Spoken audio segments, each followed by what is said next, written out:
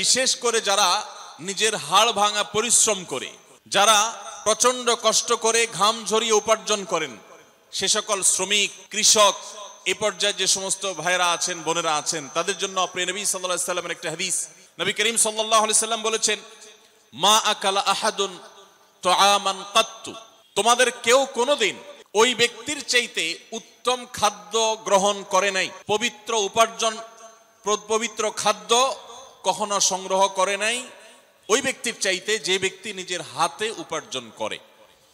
নিজের হাতে পরিশ্রম করে যে উপার্জন করে, তার উপার্জনের চাইতে, তার কামাইয়ের চাইতে, তার রুজির চাইতে, তার খাদ্যের চাইতে উত্তম কোন খাদ্য আর উপার্জন আল্লাহর জমিনে আর হতে পারে না। এখানেই শুধু শেষ নয়, প্রিয় নবী সাল্লাল্লাহু আলাইহি সাল্লাম আমাদের সামনে একটা এক্সাম্পল টেনে এনে বলছেন, আল্লাহর নবী দাউদ, আপনারা জানেন তিনি কিন্তু শাসক ছিলেন, তিনি শাসক ছিলেন, তিনি বিচারক ছিলেন, অনেক বড় ক্ষমতা, অনেক বড় দায়িত্ব, অনেক বড় শাসন কার্য তিনি আল্লাহর পক্ষ থেকে প্রাপ্ত হয়েছিলেন। এরপরও তার নিজের পরিবারের ব্যয়ভার নির্বাহ করবার জন্য তিনি কামারের কাজ করতেন, নিজের হাতে উপার্জন করতেন। নূহ আলাইহিস সালাম কাঠ মিস্ত্রির কাজ করতেন। বিভিন্ন নবী রাসূলগণ তারা নবী হয়েছেন, রাসূল হয়েছেন, মানব ইতিহাসের সোনালী ইতিহাস তারা রচনা করেছেন। কিন্তু তারা অনেকেই এরকম বিভিন্ন পরিশ্রমের কাজ করতেন, হাড় ভাঙা পরিশ্রম করতেন, বিভিন্ন পেশায় তারা কাজ করতেন। নবী করিম সাল্লাল্লাহু আলাইহি সাল্লাম এই উপমা টেনে আমাদেরকে উৎসাহ দিয়েছেন, অনুপ্রেরণা দিয়েছেন। আমরা যারা হাড় ভাঙা পরিশ্রম করে উপার্জন করি, আমাদের যে সমস্ত ভাইয়েরা কৃষি কাজ করে উপার্জন করেন, আমাদের যারা বিভিন্ন পেশায় নিয়োজিত থেকে তারা মাথার ঘাম পায়ে ঝরিয়ে উপার্জন করেন, তাদের এই উপার্জনের পুরো সময়টুকু ইবাদতে গণ্য হবে এবং এটি নবী রাসূলগণের আদর্শ। শুধুমাত্র কোরআনের সেই নির্দেশনা এবং নবী সাল্লাল্লাহু আলাইহি সাল্লামের সেই নির্দেশনাকে মাথায় রেখে তিনি যদি এই কাজটি করেন, নিয়তটাকে শুধুমাত্র যদি একটু পরিবর্তন করে নেন, যেটি আমি শুধুমাত্র আমার অর্থ উপার্জনের জন্যই করছি না, কোরআনের নির্দেশ বাস্তবায়নের জন্য করছি, নবী সাল্লাল্লাহু আলাইহি সাল্লামের নির্দেশ বাস্তবায়নার্থে করছি, তাহলে শ্রমিক ভাইরা আমার, কৃষক ভাইরা আমার, আপনাদের এই কষ্ট, আপনাদের এই পরিশ্রম, এই সবটুকুই ইবাদতে গণ্য হবে ইনশাআল্লাহ। ভাইরা আমার, নবী করিম সাল্লাল্লাহু আলাইহি সাল্লামের আরো একটা হাদিস আমি আপনাদেরকে শোনাতে চাই। তিনি বলেছেন, তাকে জিজ্ঞাসা করা হয়েছে, আইয়ুল কাসবি আতিয়াব, হে আল্লাহর রাসূল, কোন উপার্জনটা সবচেয়ে পবিত্র উপার্জন, কোন উপার্জনটা সবচেয়ে হালাল উপার্জন? তখন নবী করিম সাল্লাল্লাহু আলাইহি সাল্লাম বলেছেন, কাসবুর রাজুলি বিয়াদি, মানুষ যখন নিজের হাতে উপার্জন করে সেটা, ওয়া কুল্লু বাইইন মাবরুর, এবং প্রত্যেক ওই ব্যবসা, যেই ব্যবসার মধ্যে সততা থাকে, যেই ব্যবসা মানুষকে ঠকাবার উদ্দেশ্যে থাকে না, প্রতারণা থাকে না, দুই নম্বরই থাকে না, মিথ্যাচার থাকে না, মজুদদারি থাকে না, আড়তদারি থাকে না, কৃত্রিম সংকট সৃষ্টি করার প্রচেষ্টা থাকে না, সেই রকম ব্যবসা, সেই রকম ব্যবসায়ীর ব্যবসা এবং শ্রমিকের শ্রম দিয়ে কামানো উপার্জন, এর চাইতে হালাল, এর চাইতে পবিত্র কোনো উপার্জন আল্লাহর কাছে আরেকটি নেই।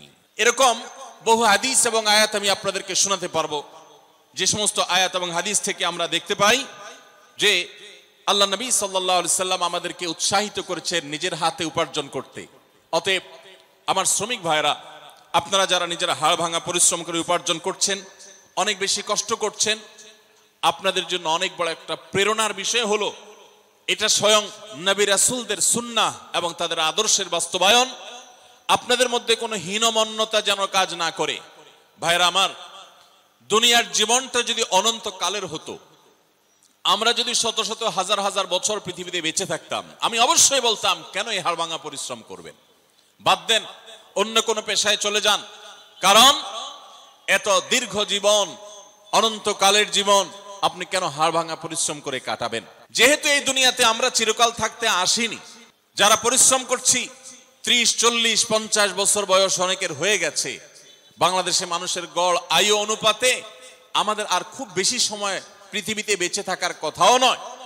অতএব আপনি এখানে পরিশ্রম করছেন, কষ্ট করছেন, সামাজিক স্বীকৃতি নেই, হয়তোবা সমাজে সেরকম মর্যাদা মূল্য আপনার হয় না, এমনকি হুজুরের কাছেও কদর পান না, পয়সা নাই, কড়ি নাই, আপনি নিজেকে দুর্বল মনে করছেন। আমি আপনাকে আরেকটি সুসংবাদ শোনাতে চাই।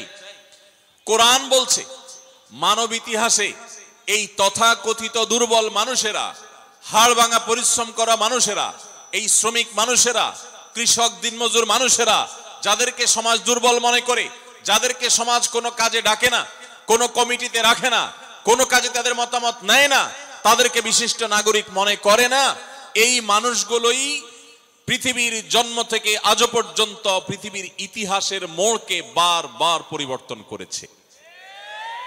গোটা কোরআনের শুরু থেকে শেষ পর্যন্ত, সেই আদম আলাইহিস সালাম থেকে নিয়ে আজও পর্যন্ত হাজার হাজার বছরের মানব ইতিহাস আমাদের সামনে তুলে ধরেছেন আল্লাহ তাআলা।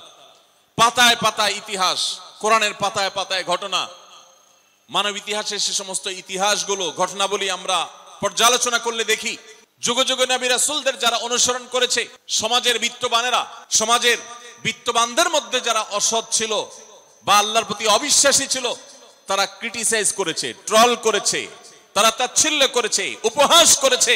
তারা বলেছে ওমা নারাকা তাবাআকা ইল্লাল্লাযীনা হুম আরাযিলুনা বাদিয়ার রাই।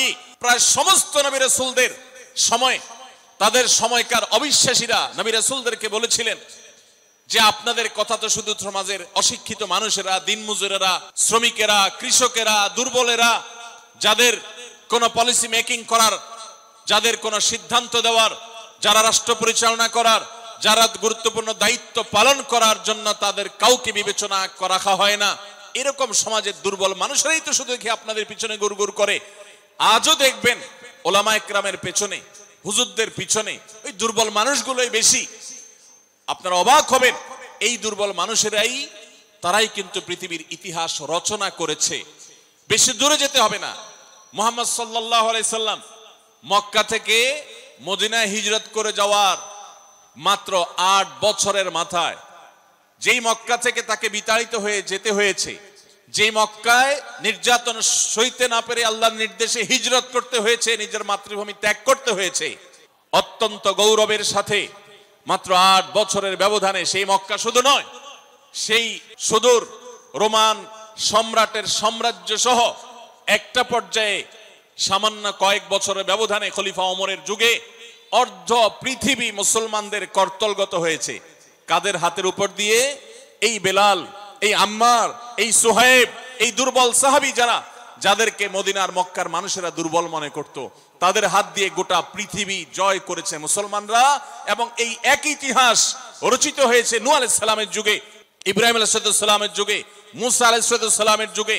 ফেরাউন এবং তার সে সমস্ত অনুসারীরা, তাদেরকে আল্লাহ নিমজ্জিত করে, তাদেরকে আল্লাহ তাআলা ধ্বংসপ্রাপ্ত করে, সেই দুর্বল বনী ইসরাঈলেরা যাদেরকে কৃতদাস বানিয়ে রাখা হয়েছিল, তারাই কিন্তু বিজয়ী হয়েছে, তারাই টিকে ছিল, ধ্বংস হয়েছে ওই শক্তিশালী মানুষেরা। আমি যে সমস্ত ভাইয়েরা সম্পদ উপার্জন করেছেন বা ভালো অবস্থানে আছেন, তাদেরকে আপনাদের বিপরীতে দাঁড় করাচ্ছি না। কারণ সাহাবীদের মধ্যে ওসমান রাদিয়াল্লাহু তাআলা অনেক সম্পদের অধিকারী ছিলেন, আপনারা জানেন। আবু বকর রাদিয়াল্লাহু তাআলা নেতৃত্বে ছিলেন সমাজের, আপনারা জানেন। আর অনেক সাহাবী ছিলেন, তাদের অঢেল সম্পদ ছিল, এরপরও তারা আল্লাহর প্রিয় পাত্র হয়েছেন এবং তাদের হাত ধরেও বিজয় রচনা হয়েছে। তাহলে বোঝা গেল ধনী এবং দরিদ্র বিষয় নয়, বিষয় হলো ইসলাম বিজয়ী হবে। আপনি যদি ইসলামের সাথে থাকেন, আপনি দরিদ্র হলেও আপনি বিজয়ী হবেন, ধনী হলেও বিজয়ী হবেন, সম্পদশালী হলেও বিজয়ী হবেন, দুর্বল হলেও বিজয়ী হবেন, সচ্ছল হলেও বিজয়ী হবেন, অসচ্ছল হলেও বিজয়ী হবেন। ইসলামের বিজয় নিশ্চিত। আপনি ইসলামের সাথে থাকলে আপনি বিজয়ী হবেন, ইসলামের সাথে না থাকলে আপনি দরিদ্র হলেও পরাজিত, ধনী হলেও পরাজিত। কারণ ইসলাম পরাজিত হতে আসেনি, ইসলাম জিততে এসেছে, জিতেছে এবং জিতবে। কিয়ামত পর্যন্ত নবী রাসূলদের আদর্শই টিকে ছিল। তাদের বিপরীত যারা ছিলেন, তাদের বিরুদ্ধে যারা ছিলেন, তাদের আদর্শ হারিয়ে গেছে। অতএব যারা আপনারা শ্রমিক আছেন, হীনমন্যতায় ভুগবেন না। আপনাদের জন্য একটা বিশেষ সুসংবাদ আছে। আপনারা জানেন নবী করিম সাল্লাল্লাহু আলাইহি সাল্লাম বলেছেন যে দরিদ্র মানুষেরা, কষ্টে যারা থাকে, যারা পরিশ্রম করে, হাড়ভাঙা পরিশ্রম করে উপার্জন করে, সেই মানুষগুলো ধনীদের চাইতে 50,000 বছর আগে জান্নাতে যাবে ইনশাআল্লাহ। প্রিয় নবী সাল্লাল্লাহু আলাইহি সাল্লামের কাছে ধনী সাহাবীদের সাথে গরিব সাহাবীদের কম্পিটিশন হতো। আপনারা জানেন একটি প্রসিদ্ধ হাদিস রয়েছে যে নবী করিম সাল্লাল্লাহু আলাইহি সাল্লাম দরিদ্র সাহাবীদেরকে তাদের প্রার্থনার ভিত্তিতে একটা আমল শিখিয়ে দিলেন। তারা বললেন, হে আল্লাহর রাসূল, ধনীদের অনেক টাকা পয়সা আছে, তারা টাকা পয়সা দান করে অনেক সওয়াব কামাই করে, অনেক কিছু করে, আমরা করতে পারি না। তো আমাদেরকে এমন একটা আমল শিখিয়ে দেন যে আমল করলে আমরা তাদেরকে টেক্কা দিতে পারবো, তাদের সাথে আমরা প্রতিযোগিতা টিকে থাকতে পারবো। আমাদের তো টাকা পয়সা দিয়ে সওয়াব কামাই করার রাস্তা নাই, তো শুধু নিজের শরীরের আমল ইবাদত দিয়ে আমরা করতে পারি। এমন একটা আমল দেন যে তারা টাকায় কামাই করে যে পরিমাণ সওয়াব কামাই করে, আমরা ওই আমল করে সেই সওয়াব কামাই করতে পারবো। নবী সাল্লাল্লাহু আলাইহি ওয়াসাল্লাম তাদেরকে শিখিয়ে দিলেন। শিখিয়ে দেওয়ার খুব অল্প সময়ের মধ্যেই সাহাবীদের মধ্যে কল্যাণকামিতা ছিল, ধনী থাকুক গরিব থাকুক সবাই। এবার ধনী সাহাবীরা ওই আমলটার খবর জেনে গেলেন, অর্থাৎ সংবাদ লিক হয়ে গেছে। লিক হয়ে যাওয়ার পর এবার ধনী সাহাবীরাও ওই আমল করা শুরু করলেন। এবার গরিব সাহাবীরা বলেন, ইয়া রাসূলুল্লাহ, আমরা তো তাদের সাথে কম্পিটিশনে টিকে থাকতে পারি না দেখে আমল চাইলাম, এখন তারা তো টাকা পয়সা দিয়ে সওয়াব কামাই করতে পারে, আবার যেটা আমাদেরকে শিখিয়ে দিয়েছেন এটাও করা ধরছে, আমরা এখন কি করব? নবী করিম সাল্লাল্লাহু আলাইহি সাল্লাম তখন হেসে দিলেন এবং সাহাবীদেরকে বললেন, দেখো, আল্লাহর করুণা যদি কারোর প্রতি হয় তাহলে সেক্ষেত্রে তুমি হিংসা করার তো প্রয়োজনই নেই, প্রশ্নই ওঠে না, তুমি সেটাকে ঠেকাবার কোনো সুযোগ নেই। আল্লাহ যাকে তৌফিক দিয়েছেন সে নিশ্চয়ই অগ্রগামী থাকবে। তাহলে ধনী হয়েও কেউ অনেক অগ্রসর হয়ে যেতে পারে, গরিব হয়ে অগ্রসর হয়ে যেতে পারে। খোলাসা কথা হলো যে আপনি কোন পেশার মানুষ এটা বিবেচ্য বিষয় নয়, আপনি হালাল উপার্জন করছেন কিনা, আপনি ভালো কাজ করছেন কিনা, এটা হলো বিবেচ্য বিষয়। বিশেষ করে আমাদের শ্রমিক ভাইদের উদ্দেশ্যে আমি আজকে 3টি পরামর্শ দিয়ে 3টি আপনাদের প্রতি আমার বিনীত আহ্বান রেখে আমি এই বিষয়ে আলোচনা ক্লোজ করতে চাই। প্রথম কথা হলো, আপনি নির্মাণ শ্রমিক হন কিংবা অন্য কোনো শ্রমিক, যেই পেশায় আপনি কাজ করেন না কেন, 5 ওয়াক্ত নামাজ এবং রমজানের রোজা কখনো ছাড়বেন না। 5 ওয়াক্ত নামাজ পড়া আপনাদের জন্য কিছুটা কষ্টের, বিশেষ করে রমজানের রোজা রাখা কখনো কখনো আপনাদের জন্য বেশি কষ্টের হয়, কারণ অনেক সময় প্রচন্ড গরমের মধ্যে আপনাদেরকে রোজা রাখতে হয়, যেটা খুব চ্যালেঞ্জিং ব্যাপার। কিভাবে আপনি রোজা রাখবেন? তুলনামূলকভাবে নামাজ পড়াটা সহজ, ওয়াক্ত হয়ে গেছে, আপনি তো এমনিতেই একটি বিরতি দিতে হয়, আপনি টানা হাড় ভাঙা পরিশ্রম করতে পারেন না। আপনি যদি জোহরের নামাজের সময় বিরতি দেন এবং বিরতি দিয়ে যদি আপনি নামাজটা পড়ে ফেলেন, একই সঙ্গে আপনার রেস্ট হবে, আবার আপনার নামাজটাও হয়ে যাবে, এবং ওযুর মাধ্যমে আপনার যে ফ্রেশনেস হবে, আপনার ভিতরে যে ভালো লাগা কাজ করবে, ক্লান্তি দূর হবে শীতল পানি দিয়ে ওযু করার মাধ্যমে, এটা আপনি অন্য কোনো কোথাও অন্য কোনো উপায় আপনি পাবেন না। অতএব শ্রমিক ভাইদেরকে আমি বলতে চাই, যত কষ্ট হোক নামাজ কোনো অবস্থাতে ছাড়া যাবে না। সময় হবে নামাজটা পড়ে নেবেন, খুব বেশি নফল নামাজ পড়ার দরকার নেই, ফরজ আর সুন্নতে মুআক্কাদাগুলো পড়ে ফেলেন, বাস পড়ে বের হয়ে যান এবং কাজে চলে যান। আর রোজা, রমজান মাসে রোজা রেখে অনেক সময় কষ্ট হয় আমাদের জন্য। রোজা রেখে যদি আপনার পরিশ্রম করতে কষ্ট হয়, তাহলে আমি বলবো যে প্রয়োজনে আপনি হাফ ডিউটি করেন, প্রয়োজনে আপনি ডিউটি কমিয়ে আনেন, প্রয়োজনে রমজান মাসে আপনি ডিউটি না করে 11 মাসের জমানো টাকা দিয়ে আপনি চলেন, কিন্তু রোজা আপনাকে রাখতে হবে, ফরজ রোজা, মাফ নাই। কিভাবে করবেন আপনাকে বুদ্ধি বের করতে হবে।